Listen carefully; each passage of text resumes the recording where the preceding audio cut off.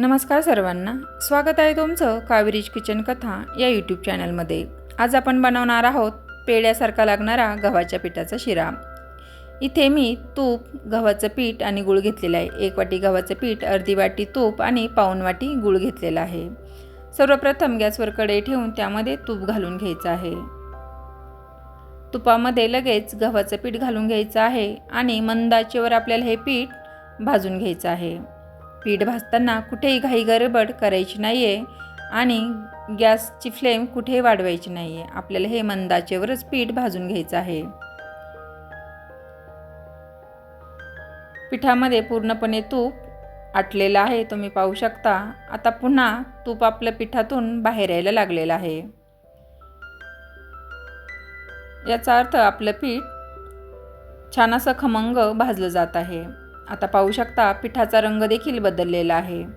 आता यामध्ये आपल्याला गरम पाणी घालून घ्यायचं आहे। मी अगोदर इथे 1 वाटी पाणी घालून घेत आहे।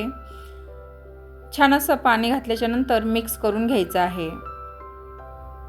आता पुन्हा पाऊण वाटी इथे पाणी घालून घ्यायचं आहे आणि पुन्हा एकदा छान असं मिक्स करून घ्यायचं आहे।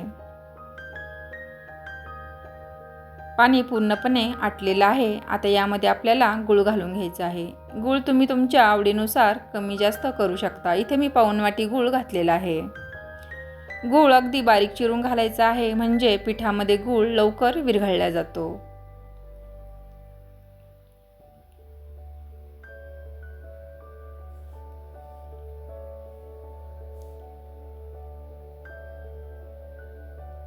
छान असं मिक्स करून घ्यायचं आहे।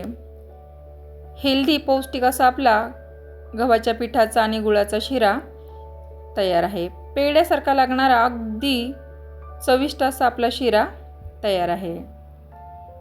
यामध्ये आवडीनुसार आपण सुकामेवा घालूया। मी इथे काही काजू बदामाचे काप घालून घेत आहे। तुम्ही तुमच्या आवडीनुसार सुकामेवा घालू शकता।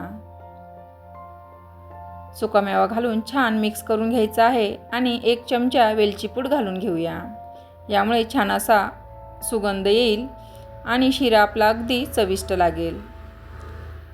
पेढ्यालाही मागे टाकेल असा आपला शिरा तयार आहे। तुम्ही पाहू शकता सुंदर असा आपला गव्हाच्या पिठाचा शिरा तयार आहे। व्हिडिओ आवडल्यास लाईक, शेअर आणि सबस्क्राईब करायला विसरू नका। रेसिपी नक्की तयार करून पहा, कमेंट करून नक्की सांगा। धन्यवाद।